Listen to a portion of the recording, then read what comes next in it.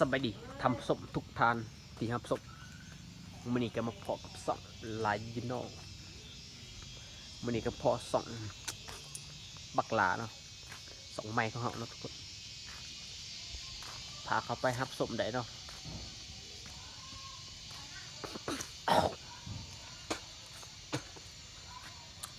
พาไปฮับสมได้เนาะพี่น้องสองไม้เขาเนาะพักแหลกกดติดตามเลยเด้อ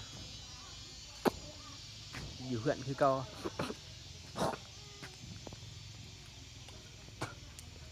มีสิพัดทุกคนไปฮับสมกันเลยเนาะเฮาสีมารีวิวบ้านเมืองเพื่อนของเขาเนาะ